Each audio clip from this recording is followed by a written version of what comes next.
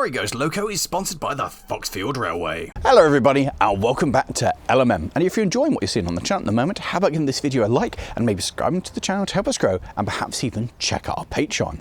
With the big day rapidly approaching, I've come to the Amerton Railway to do that thing that all railway enthusiasts want to do around Christmas. And that, of course, is to take out a locomotive.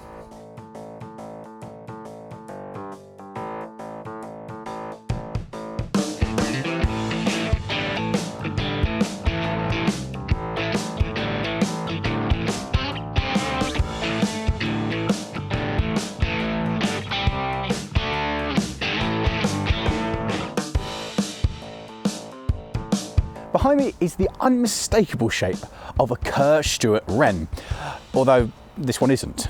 This is a Hunslet Wren, and this is a new build locomotive. This one was completed in 2008, although the frames were actually cast back in 2005, so it kind of sat around in bits for a while. But it looks just like a Wren.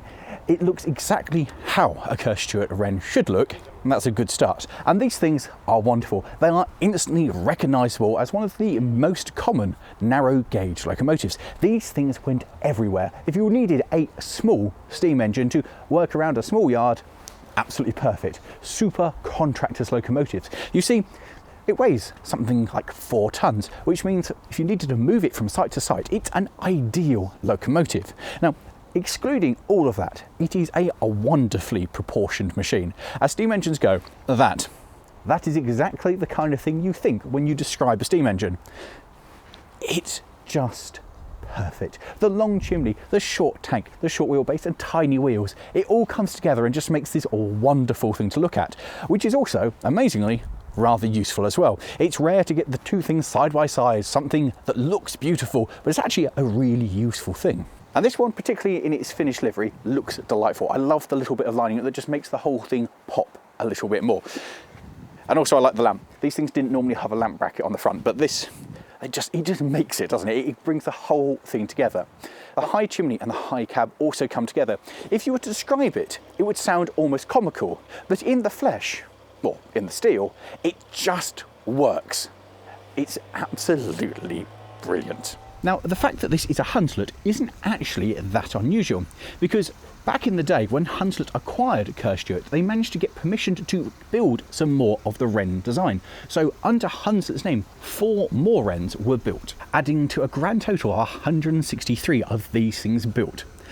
Although now there's technically 165 because 2 more have been built in modern days. Now, originally, the castings for these were done by Kew Bridge, which is now, I believe, the Museum of Water and Steam down in London, who decided that a Wren would be the perfect engine to represent the railways for their museum.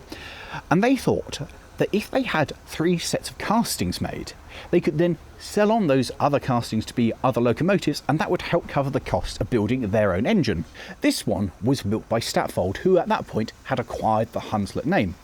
And this one was being completed around the same time that Stapfold had taken on the job to complete the other one. So there are photos of these two being built side by side in the new Hunslet works. And that's kind of cool that they were sisters side by side. And then this one's history is pretty amazing. So if you haven't already sat down, I'd recommend sitting down for this long and arduous history. In 2008, it was used by Stapfold. It went out and visited several railways, including this place. And then by the end of 2008, the current owners bought it and brought it here to Amerton, where it's been ever since. Now, it has gone out and visited other railways. It's gone out to places like Threlcold, it's gone to Leighton Buzzard, it's even left the UK and gone to Maldingham, where I did the video of the austerity. But this is an engine that is based here. It lives on this railway. It's never been based anywhere else.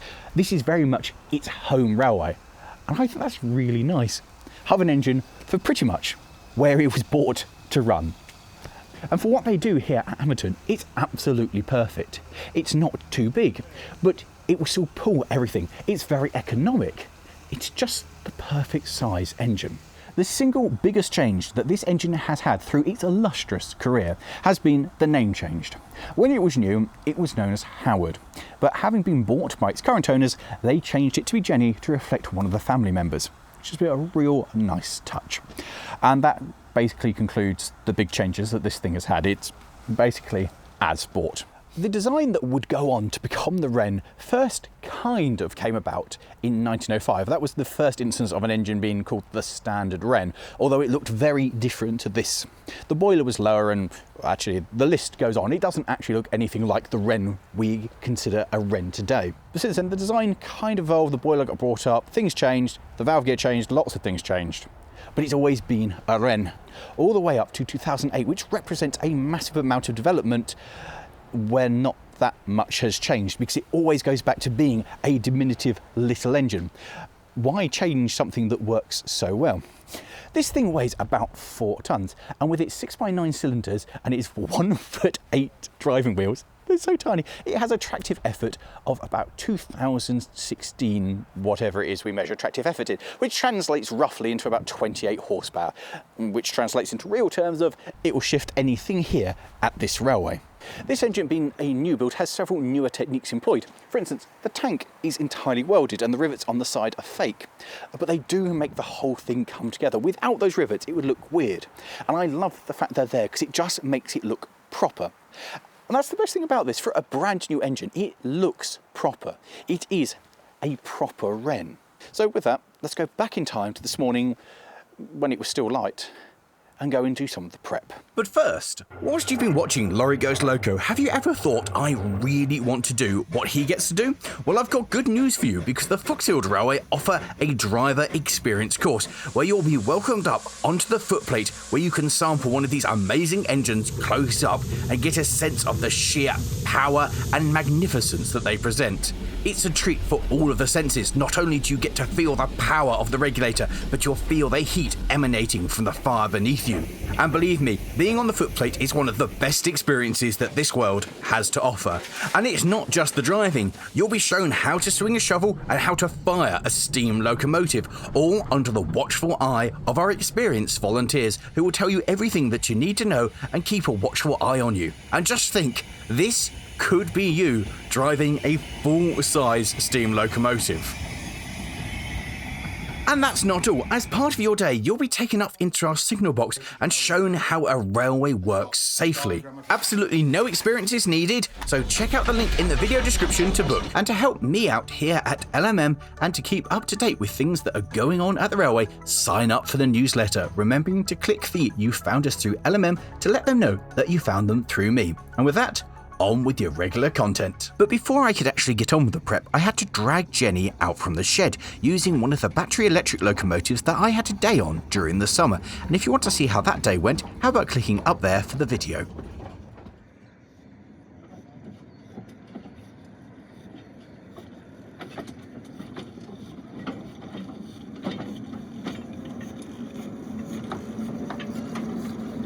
With Jennie in position and the electric out of the way, we could begin the prep. So we're starting on this end and having a look at the smoke box door. Now this one is on these little catches. We'll undo this one and undo this one. Apparently this one at the bottom needs a little bit of gentle persuasion, like that. And then, as with everything, we'll open up. It's all been cleaned out for me nicely. Have a quick look in here, examine the tubes, make sure there's no signs of any leakage or any moisture, and go, everything's fine. So you can notice down there around the bottom washout plug, it looks like it's got a bit of damp. It's not actually damp, that's oil from this. Literally had its washout the other day, and there's a bit of oil around that to help the plug go back in. So that's not dampness, that's all fine. That's meant to be like that. Shut that up and do these up nice and tight, and we can go make our way to the other end to do the rest of the prep. And having completed our long walk to the rear of locomotive, we can complete our 5 basic checks, having got onto the footplate. And they are to make sure that the regulator is shut, the reverser is in mid-gear, the cylinder drains are indeed open, the handbrake is on, and finally that we have water inside the boiler, which we do, which means I've now got to try and work out what angle I need to be at to look inside the firebox. I can't get my head inside. That is a tiny, tiny firebox. Oh, now I'm stuck.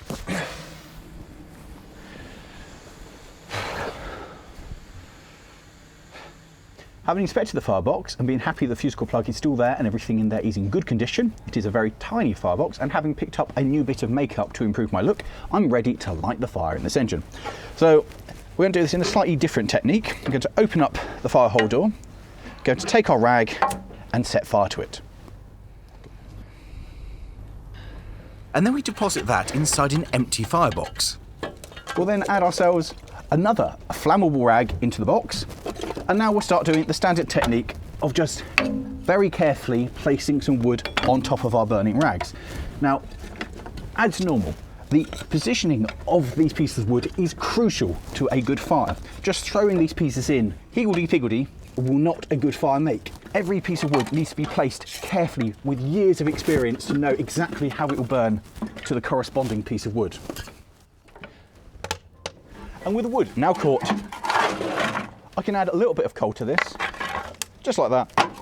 And then apparently I can just leave this alone and it will come round pretty much on its own. And that's the kind of thing that I like. So with the fire burning and apparently sorted for the next however long, I can go and have a look at doing some of the motion. With the fire lit and the thing slowly starting to make some heat and come round, it's time to do the oiling up. So all of these are on little screws. So we'll start off by putting a bit of oil into here inside the die block. Place that back. And so we'll continue our way around here. So there's an oil point on the back for this, which heads off for the valves. Little oil hole down here on the turn crank. And then hidden under here, we have a link for the reverser thus. And there's 2 oil points here for the cross shaft that goes for the reverser for the motion the other side. Then simply here we have our big end lubricator, and next door to that we have one of the coupling rods lubricators. Now these are very nice, all being on the screws, but apparently you can also unscrew the pot itself to make easy lubrication and cleaning out.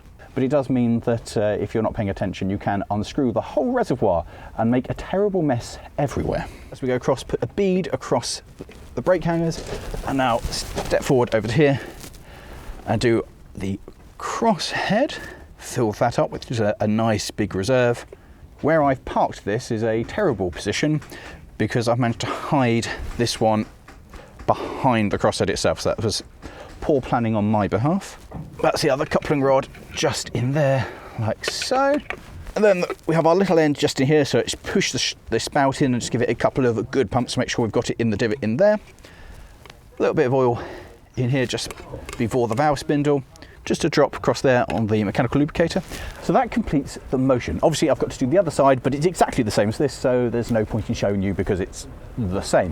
What I do need to do now, before I go onto the steam oil, is to do the axle boxes. Now there are no axle box pots on the outside that feed it. You have to get to the axle boxes themselves. And the only way I can see that you do that is that you've got to kind of clamber right inside, lift the pot, reach right in, try and squirt a bit of oil. Of course it's an Xbox, so it takes a load of oil. Put the top back on, and then reposition to do the other one. So now I need to reach back in and squeeze myself in to do the one on the other side. We normally use this, it might be a bit easier.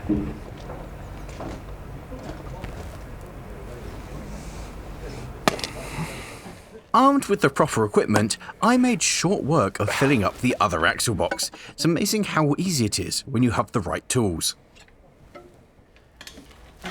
So with the axle boxes this side done, obviously I need to use my newfound favourite thing, go the other side to do this side, because we're doing the other side, but that's basically done. So all that remains with this is to come across to the reverser, put just a drop here, here, and then pull this right back, a drop on the slider, and then there is a little oiler just down here at the bottom. Put this back into mid-gear, and that concludes oiling up, at least with a bearing oil. The last thing to do, having recovered my pot of oil from the back head where it's been nicely warming up, is to put some oil into the mechanical lubricator. This will use the motion to drive oil through here into the cylinders. Now, on the back of it, we have a little handle which we can turn, and that will help prime the system.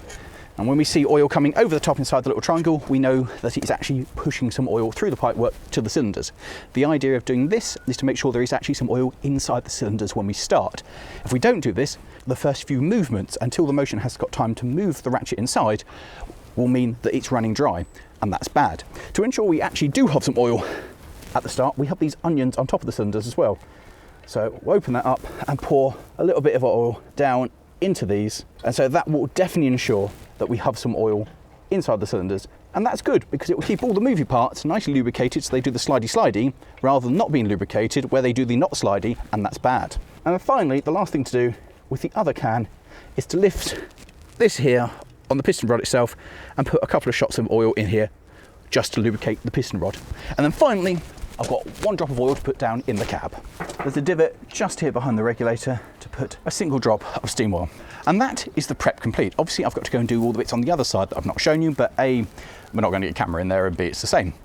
So with that, I think it's time to go and find us a piece of Christmas cake. I thought I'd done rather well and was enjoying my well-earned piece of cake. The guys at the railway, however, had other plans for me and told me that if I didn't clean the engine, I wouldn't be allowed any more cake. And that spurred me into action. There is something hugely satisfying about cleaning a locomotive that is as pretty as this one.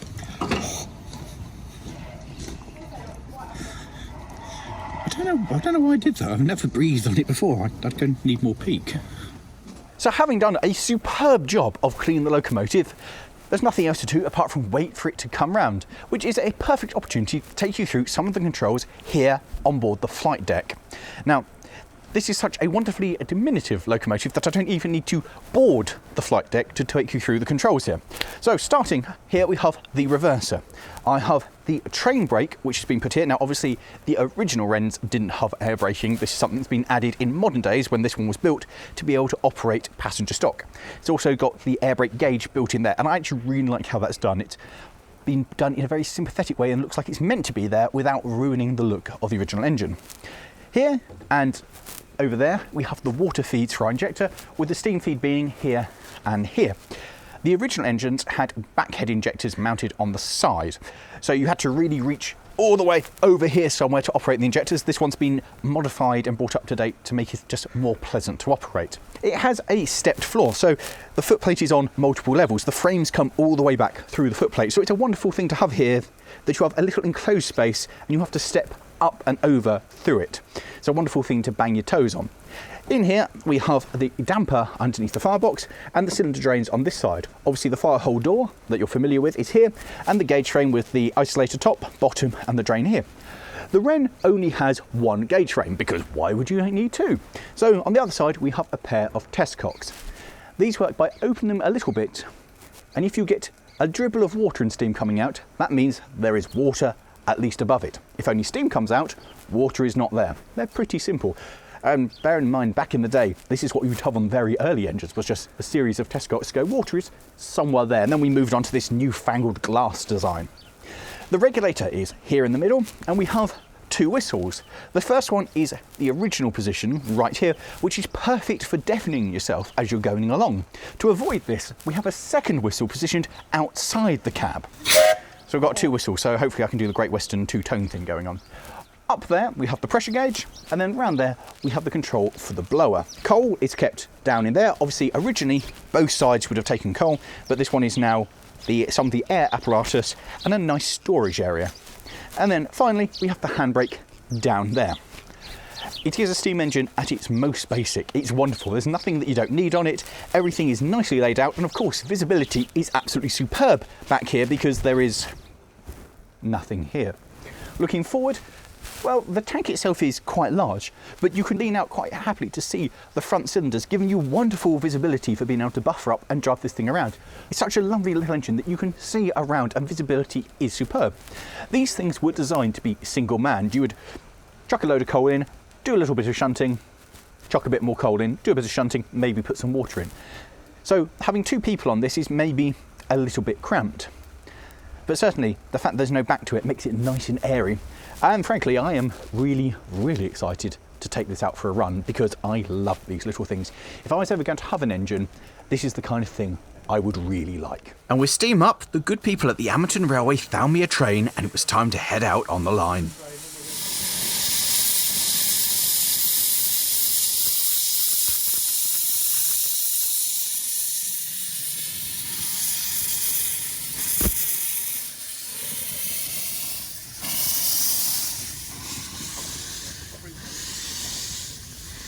So with that, we're ready to head out onto the line. Now, the biggest problem with this thing is when you're about to set off, you have to make a decision which whistle to use. Do you want to have and get covered in steam, or do you want that and be deaf? So I've gone for both options. And with that, we're away. That is a beautiful, beautiful way to start moving. That was like gliding into motion. So it's a cold and quite damp day, so I'll have the cylinder drains open for a little bit, and hopefully that will clear everything. That was quite pleasant. So for a little 040, the ride is actually surprisingly good. I was expecting this to kick and buck all over the place, and it may well be. The track here at the Amerton Railway is pretty good. But the ride is just so much better than I ever thought. It's absolutely fine. And that, I was expecting for a small contractor's locomotive for this to be like a bucking Bronto, and it's not. So that was my first surprise.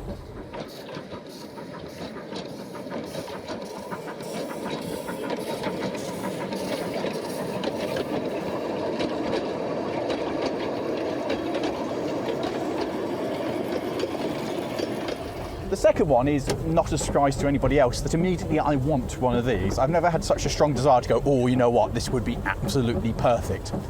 My biggest gripe with it so far from doing all the filming is the fact that if I stand just here, my head is just hitting the top of the cab. So it could do with the cab being a tiny bit bigger to make it more lorry-sized. My favourite feature, though, is the fact that I can just sit back here on the bench. Admittedly, that could do with some padding, but I'm being maybe slightly a little facetious, because it's just glorious. It's crossing that wonderful boundary of being fun and a little bit silly, but also totally capable of doing a job. This is more than capable of doing anything they need here at the railway. In fact, it's the perfect size. It's not taxed running the normal service, but it will do anything they ask of it. And also, in its normal service, you do get to make it a slight chuff. The biggest disadvantage is it's only about 4 tons, which means that actually putting the significant amount of power it has down can result in an unwanted loss of traction rather rapidly, like that.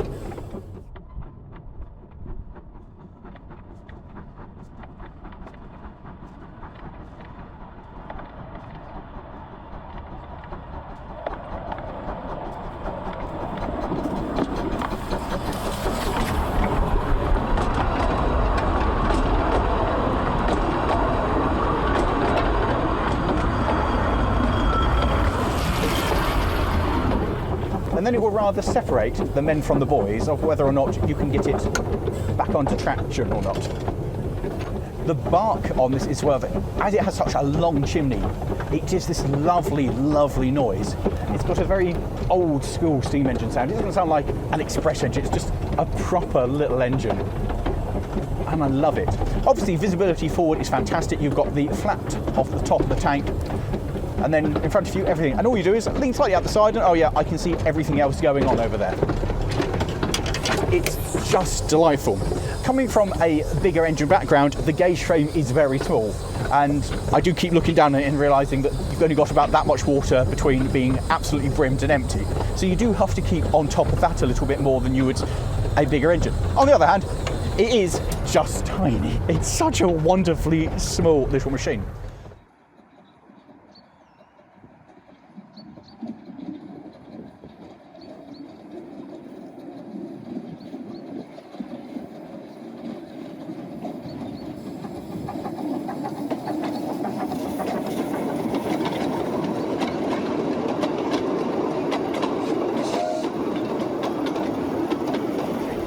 The other thing I'm a massive fan of is the brake down here for the train. It's been put somewhere where it's just easy to grab hold of and to use, but as a modern addition to this engine, it doesn't detract away from the heritage aspect of it. It hasn't dramatically changed the design, but everything is easy for me to get to, easy to reach, and all the information is easy to see. And I just think it's been really cleverly done, and it's a really good bit of design.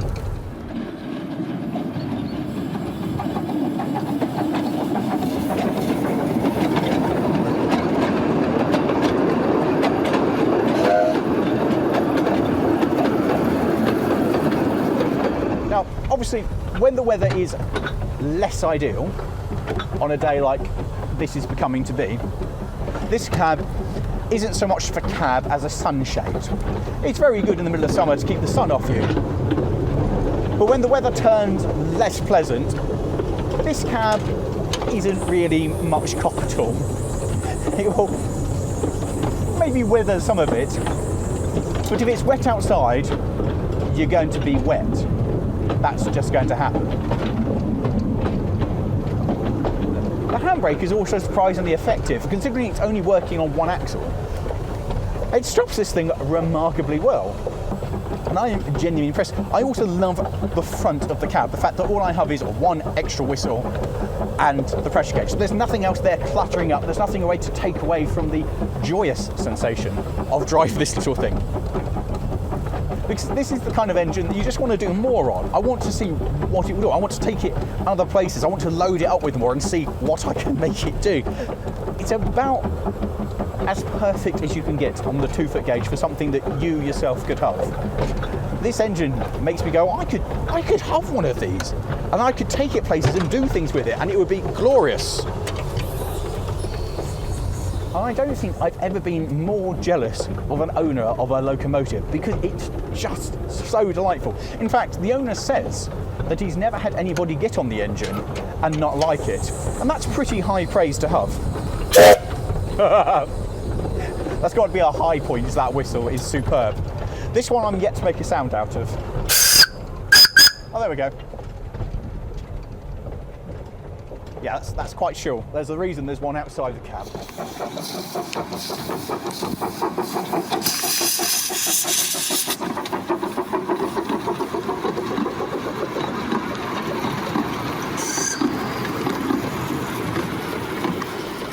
The other absolute highlight of this is this regulator.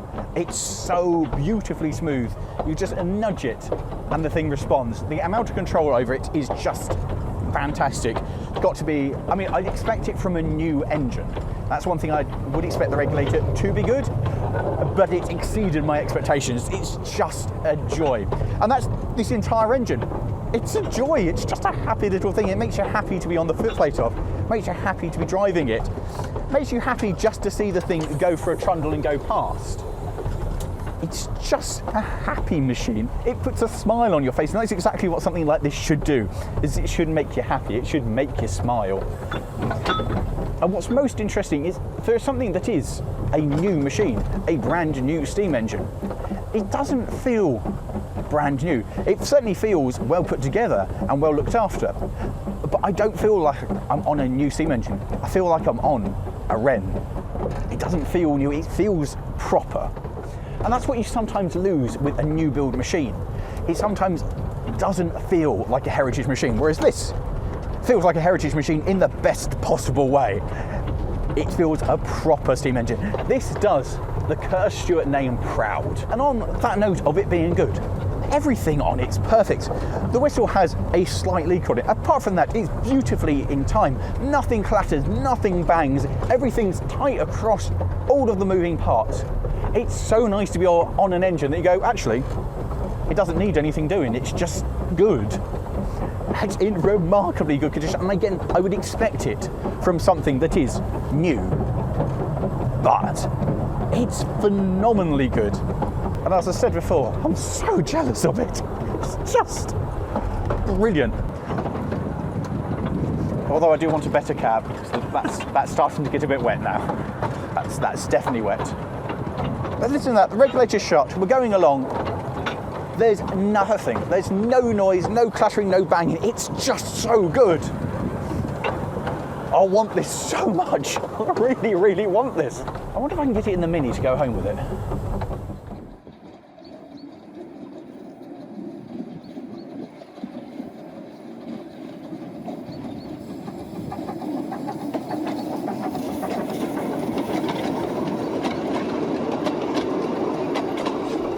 And here we go, up the bank. Can I get up without slipping?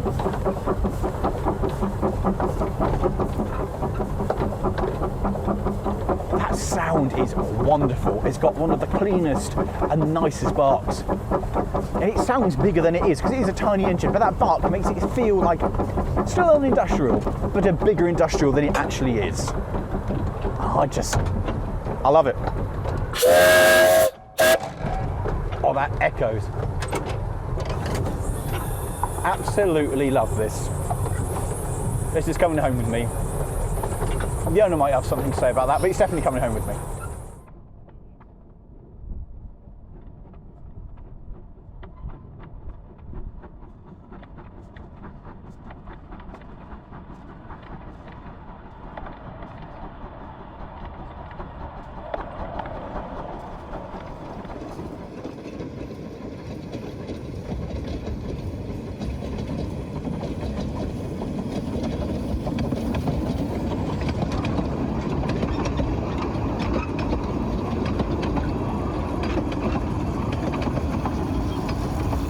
So that brings us to the end of the day here at the Amerton Railway, and we have now put Jenny back inside the shed, as it's getting dark, as it does do at this time of year.